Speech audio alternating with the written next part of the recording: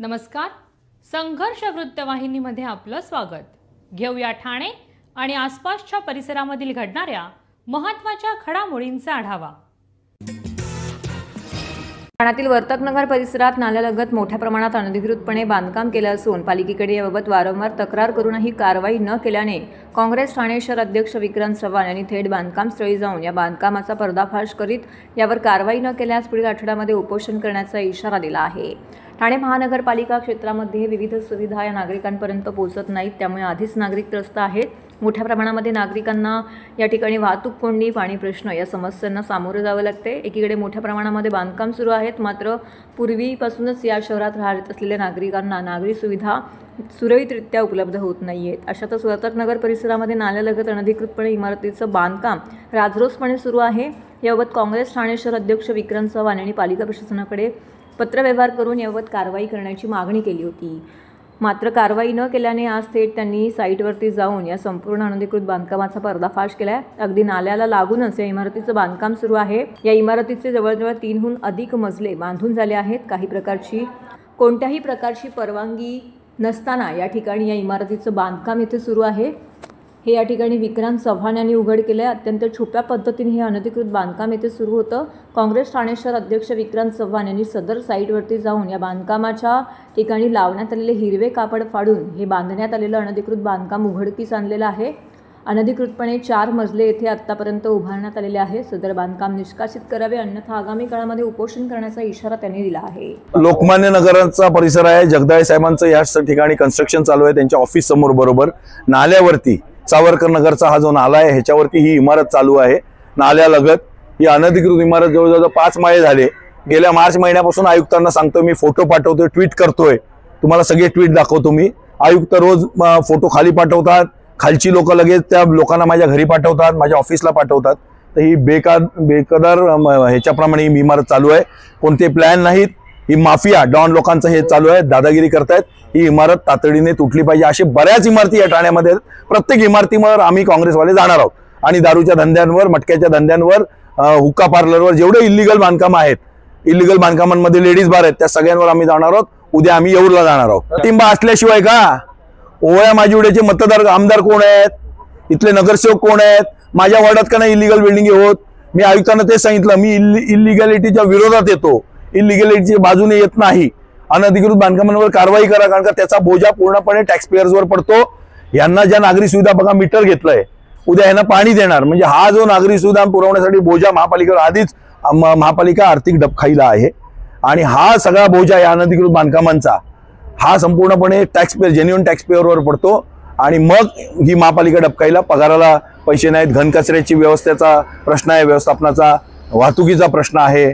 इथे नाल्यांसाठी INDP साठी केंद्र सरकारने निधी दिलेला असताना नालेच बुजवण्यात आलेत. बघा तुम्ही, नाल्यांवरती या इमारती झालेल्या आहेत. आयुक्तांच्या दालनात आमरण उपोषण आपलं एकच अस्त्र आहे, लोकशाहीने, महात्मा गांधींनी शिकवलेलं. राज चालू आहे, दादागिरी चालू आहे, माफिया राज. देवेंद्र फडणवीस म्हणतात ना, आता त्यांच्याच काळात सगळं चालू आहे ना. तो काल बघितला ना, मटणचं पार्ट्या करत होता तो, कोण तो पुण्याचा गजा मारणे, दादागिरी चालू आहे.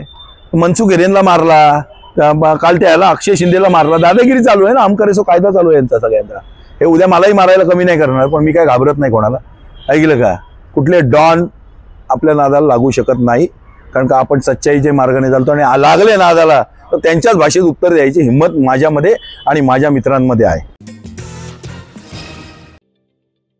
ठाणे महानगरपालिकेचे मालमत्ता कर म्हणजेच प्रॉपर्टी टॅक्स भरण्याचे आवाहन. सन 2022-23 या आर्थिक वर्षाचे मालमत्ता कराचे म्हणजेच प्रॉपर्टी टॅक्सचे बिल ठाणेकर करदात्यांना महापालिकेमार्फत आर्थिक वर्षाच्या सुरुवातीस म्हणजेच माहे एप्रिल 2022 मध्ये देण्यात आलेले आहे. तथापि अद्यापही काही करदात्यांनी मालमत्ता कर महापालिकेकडे जमा केलेला नाही. सध्या आर्थिक वर्षाचा अंतिम टप्पा सुरू झाला आहे. मालमत्ता कर वसुलीसाठी महापालिकेतर्फे कडक कारवाई हाती घेण्यात आली आहे. या अंतर्गत जंगम मालमत्ता, टीव्ही, फ्रीज, वाहन व इतर जप्त करणे तसेच स्थावर मालमत्ता वॉरंट बजावून जप्त करण्यात येत असून मालमत्तेचा जाहीर विक्रीद्वारे लिलाव करून कराची रक्कम वसूल करण्यात येत आहे. मालमत्तेस पाणी पुरवठा करण्यात येणारे नळ संयोजन खंडित करण्यात येत आहेत. त्याचप्रमाणे थकीत मालमत्ता करावर 2% व्याज आकारले जात असल्याने भरावयाची रक्कम वाढत आहे. आपला मालमत्ता कर propertytax.thanecity.gov.in या लिंकद्वारे तसंच गुगल पे, फोन पे, पेटीएम याद्वारे ऑनलाईन पद्धतीने करण्याची सुविधा उपलब्ध करून दिली आहे. शनिवार, रविवार व सार्वजनिक सुट्टीच्या दिवशी नागरिकांना मालमत्ता कर भरणे सोयीचे व्हावे याकरता महापालिकेचे मालमत्ता कर संलग्न कार्यालय या दिवशी कार्यान्वित ठेवण्यात आलेले आहे. तरी मालमत्ता कर वसुलीची अप्रिय कारवाई टाळण्याच्या दृष्टिकोनातून मालमत्ता कर भरून महापालिकेस सहकार्य करावे. धन्यवाद. नवनिर्वाचित भाजप ठाणे शहर जिल्हाध्यक्ष संदीप लेले यांनी औपचारिकरित्या अध्यक्षपदाचा भार स्वीकारलाय. ठाण्यात पार पडलेल्या कार्यक्रमात भाजपाचे अनेक वरिष्ठ पदाधिकारी कार्यकर्ते मोठ्या संख्येने उपस्थित होते. या प्रसंगी भाजपा संघटक प्रमुख व निरीक्षक सुनील कर्जतकर, प्रदेश महासचिव माधवी नाईक, आमदार संजय खैकर, आमदार निरंजन डावखरे, माजी शहर अध्यक्ष संजय वागुले, महिला मोर्चा अध्यक्ष स्नेहा पाटील, युवा मोर्चा अध्यक्ष सुरेश दळवी तसेच ज्येष्ठ नेते सीताराम राणे तसेच भाजपाचे सर्व माजी नगरसेवक, माजी नगरसेविका, पदाधिकारी, कार्यकर्ते, महिला पदाधिकारी मोठ्या संख्येने उपस्थित होते. यावेळी उपस्थित मान्यवरांनी संदीप लेले यांना पुढील वाटचालीसाठी शुभेच्छा दिल्या. तर आमदार संजय खैकर, आमदार निरंजन डावखरे यांनी ठाणे महानगरपालिकेवर भाजपाचीच सत्ता येईल, भाजपाचाच महापौर बसेल, भाजपाचेच कमळ फुलेल अशी इच्छा व्यक्त केली आहे. तर भाजपाचे ठाण्याची भाजपा अशी जोरदार घोषणाबाजी त्यांनी यावेळी केली आहे. संदीप लेले यांच्या अध्यक्षपदाच्या कार्यकाळामध्ये पक्ष अधिक बळकट करण्यासाठी प्रयत्नशील राहण्याचा निर्धार व्यक्त करण्यात आला आहे. भाजप कार्यकर्त्यांमध्ये उत्साहाचे वातावरण दिसून आले असून नव्या नेतृत्वाकडून ठाण्यात भाजपाची ताकद अधिक वाढेल अशी आशा व्यक्त करण्यात आली. एका बाजूला दोन्ही आमदारांनी ठाणे महानगरपालिकेवरती भाजपाची सत्ता येईल अशी आशा व्यक्त केली. मात्र नवनिर्वाचित ठाणे जिल्हाध्यक्ष संदीप लेले यांना प्रश्न विचारला असता संदीप लेले यांनी आम्ही ठाणे महानगरपालिकेत महापौर बसवण्यासाठी संपूर्ण प्रयत्न करणार असल्याचं सांगितलं आहे. यावेळी उपस्थित मान्यवरांनी संदीप लेले यांना अध्यक्षपदाच्या खुर्चीत विराजमान केले आणि पुढील वाटचालीसाठी शुभेच्छा दिल्या.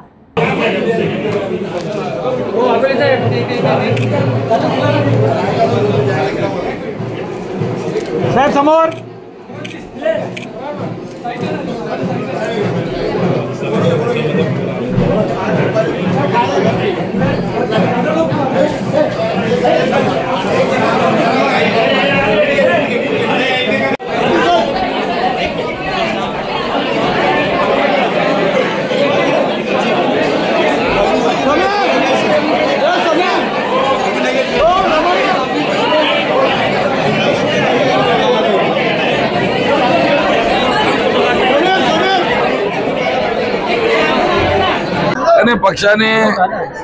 पक्षाची रुटीन प्रक्रिया आहे. त्यामध्ये महाराष्ट्रातले सर्व अध्यक्ष बऱ्याचशा ठिकाणी बदलले गेले.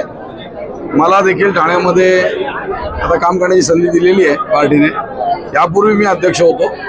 मला संघटनात्मक कामात विशेष रुची आहे याची पक्षाला जाणीव होती. त्यामुळे पक्षाला येणाऱ्या महापालिकेच्या पार्श्वभूमीवर रवींद्र चव्हाण साहेब असतील, फडणवीस साहेब असतील यांना असं वाटलं असेल की संघटनात्मक कामासाठी संदीप जास्त योग्य आहे म्हणून त्यांनी मला जबाबदारी दिली. महापालिका लागतील अशी अपेक्षा आहे. कोर्टाने आदेश दिलेले आहेत की महानगरपालिकेच्या निवडणुका घ्या. तर भारतीय जनता पार्टी नक्कीच महानगरपालिकेत मी 2010ला अध्यक्ष होतो तेव्हा 5 ते 8 झाले. 2017ला मी पुन्हा सुदैवाने अध्यक्ष झालो. फडणवीस साहेब मुख्यमंत्री होते तेव्हा 8 ते 23 झाले. आता पुन्हा फडणवीस साहेब मुख्यमंत्री आहेत आणि मी पुन्हा सुदैवाने अध्यक्ष झालोय. त्यामुळे आता 23चे किती व्हायचं ते नागरिकांनी ठरवलेलं आहे. ते नागरिक करणार आहेत. भाजप वाढवण्याचा प्रयत्न करणे आमचं काम आहे. परंतु नागरिक मतं देणार आहेत तेव्हा नागरिकांनी ठरवल्यावर मी दावा करत नाही. पण भाजपचा कार्यकर्ता जसा मस्के साहेब हे शिवसेनेचे कार्यकर्ते होते लहानपणापासून. विद्यार्थी सेना, जिल्हा प्रमुख, मग महापौर झाले, खासदार झाले. तसा भाजपचा पण एखादा कार्यकर्ता महापौर, आमदार, खासदार व्हावा अशी सर्वांची इच्छा आहे. खूप कार्यकर्ते बीजेपीत आले.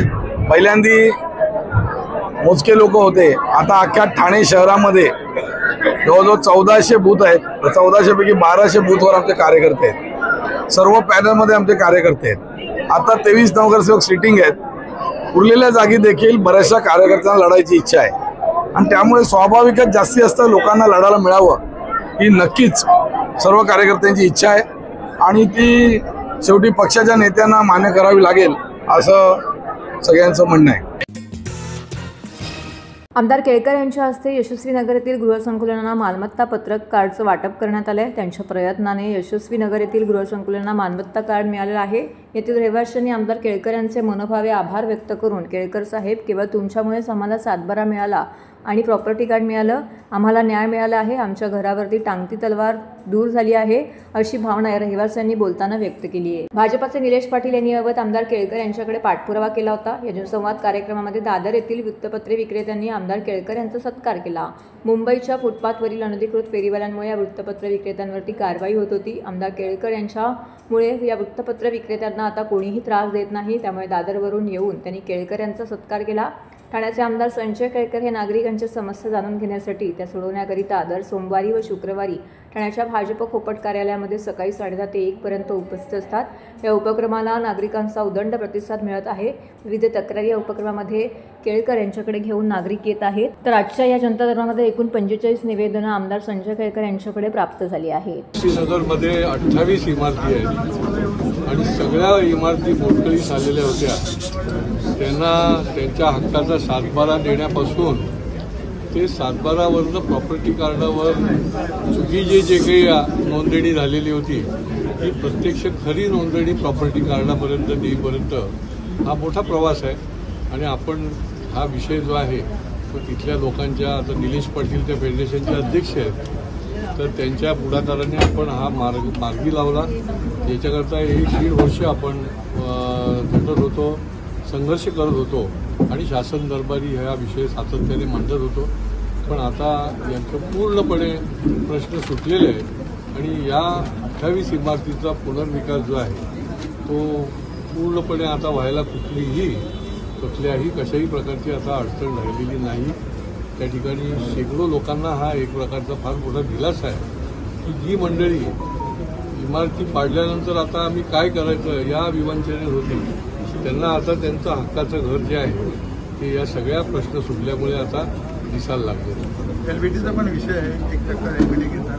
एलबीटीचं परिपत्रक खरं म्हणजे काढलेलं आहे, परंतु अनेक वेळेला निरनिराळ्या खात्यांचा समन्वयाचा अभाव असतो आणि त्यामुळे शासनाने जरी परिपत्रक काढलं तरी देखील एलबीटी लावला जातोय. तर ते पुढच्या काळामध्ये आम्ही महसूल आणि नगरविकास यांच्याशी बोलून हा प्रश्न देखील मार्गी लावला. सर, आमदार आपल्या भेटीला उपक्रमाला देखील नागरिकांचा आता प्रतिसाद जो आहे मोठ्या प्रमाणात आपल्याला पाहिजे.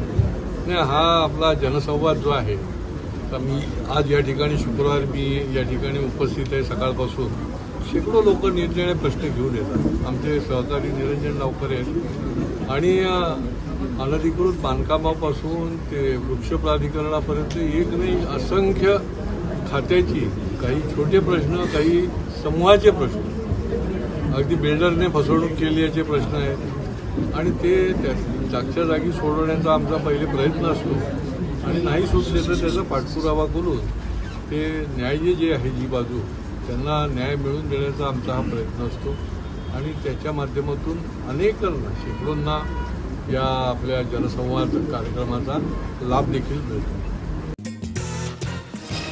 ठाणे आयुक्तालयात मोठ्या प्रमाणामध्ये चेन स्कॅचिंग, मोटार वाहन चोरी व घरफोडीचे गुन्हे घडले होते. त्या अनुषंगाने चोरांचा शोध सुरू होता. या तपासात गुन्हे शाखा युनिट 3चे पोलीस अधिकारी आणि अंमलदार तपास करत होते.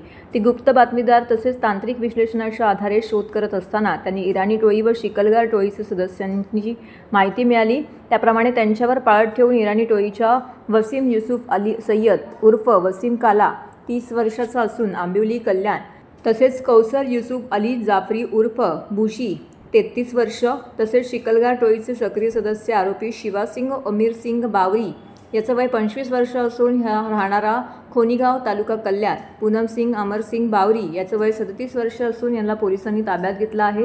त्यांची चौकशी केली असता त्यांनी ठाणे आणि नवी मुंबई पोलीस आयुक्तालयातील पोलीस स्टेशनच्या हद्दीत दरोडा, चेन स्कॅचिंग, मोटार वाहन चोरी, घरफोडी असे एकूण 39 गुन्हे केल्याचं निष्पन्न झालं आहे. त्यामध्ये एकूण 36,29,725 रुपयांचे सोन्याचे दागिने, 6 चारचाकी गाड्या जप्त करण्यात आलेल्या आहेत. घटक 3चे अधिकारी PI Ajit Shinde, API Sarjerao Patil, API उगल मोगले, PSI भिसे आणि त्यांच्या टीमला गोपनीय माहिती मिळाली होती की पोलीस आयुक्तालय ठाणे क्षेत्रामध्ये नवी मुंबई आणि मीरा भाईंदर मुंबई या ठिकाणी जबरी चोरी, घरफोडी, वाहन चोरी करणारी टोळी कार्यरत आहे. त्यांची गोपनीय माहिती मिळाल्यानंतर त्या अनुषंगानं अधिक तपास केला, पुरावा जमा केला. त्या अनुषंगानं आपण 4 आरोपींना ताब्यात घेतलं आहे. एक आरोपी क्रमांक 1 हा वसीम काला, राहणार आंबिवली कल्याण, त्याची बहीण कौसर युसुफ अली, त्यानंतर शिवासिंग बावरी आणि पूनम कौर बावरी असे 4 आरोपी आपण अटक केलेले आहेत. अधिक तपास केला असता या आरोपींनी एकूण जवळपास 29 गुन्हे केल्याचं निष्पन्न झालं. त्याच्यामध्ये 20 चेन स्नॅचिंगचे गुन्हे आहेत, 1 दरोड्याचा गुन्हा आहे, मोटरसायकल चोरीचे 5 गुन्हे आहेत, घरफोडीचे 3 गुन्हे आहेत. असे 29 गुन्हे यांच्याकडून आपल्याला उघडकीस आलेले आहेत. त्याच्यामध्ये आतापर्यंत जवळपास 36,29,000चा मुद्देमाल जप्त करण्यात आलेला आहे. सोन्या चांदीचे दागिने, दुचाकी, 4 चाकी वाहनं आणि इतर साहित्य असं मुद्देमाल आपण जप्त केलेला आहे. या शिवासिंग बावरी आणि पूनम कौर बावरी यांच्यावर यापूर्वी जवळपास 25पेक्षा जास्त गुन्हे विविध पोलीस स्टेशनमध्ये ठाणे असेल, नवी मुंबई असेल, मुंबई असेल या ठिकाणी दाखल आहेत. आरोपी वसीम काला आणि त्याची बहीण कौसर युसुफ अली यांच्यावर देखील 30पेक्षा जास्त जबरी चोरीचे गुन्हे दाखल आहेत. या अनुषंगानं अधिक तपास गुन्हे शाखे युनिट 3चे अधिकारी ACP शेखर बागडे यांच्या मार्गदर्शनामध्ये करत आहेत. शिवासिंग बावरी आणि पूनम कौर बावरी हे घरफोडी किंवा दरोड्याच्या अनुषंगानं अनधिकृतपणे घरामध्ये प्रवेश करायचे, मारहाण करून जबरीनं सोन्या चांदीचे दागिने असतील, रोख रक्कम असेल हे चोरून घेऊन जातो. शिवासिंग बावरी आणि पूनम कौर बावरी यांची टोळी ही मुंबई परिसरामध्ये, मुंबई असेल, ठाणे, नवी मुंबई, मीरा भाईंदर, पुणे या परिसरामध्ये सक्रिय आहे. हे रेकी करतात, त्याच्यानंतर त्या घरावर पाळत ठेवून त्या अनुषंगानं रात्री दरोड्याचा त्याच्यामध्ये प्रयत्न करतात आणि जी मालमत्ता आहे, रोख रक्कम, दागिने किंवा इतर जी काय मालमत्ता आहे ती जबरीनं चोरून घेऊन जातात. सध्या आपल्याला तपासामध्ये एकूण हे 4 आरोपी निष्पन्न झालेले आहेत. ते 4 आरोपी आपल्या ताब्यामध्ये आहेत, अटकेमध्ये आहेत. अजून यांचे कोण साथीदार आहेत का, यांच्यासोबत आधी कोणी मदत केली आहे का, इतर कोण त्यांचे साथीदार आहेत का, या अनुषंगानं पोलीस अधिक तपास करत आहेत. राष्ट्रवादी काँग्रेस पार्टीचे ठाणे जिल्हा अध्यक्ष व मुख्य प्रवक्ते माजी खासदार आनंद परांजपे यांचा वाढदिवस ठाणे शहरात उत्साहात साजरा करण्यात आला. आनंद परांजपे यांच्या वाढदिवसानिमित्त सकाळपासूनच विविध समाजोपयोगी उपक्रम राबवण्यात आले.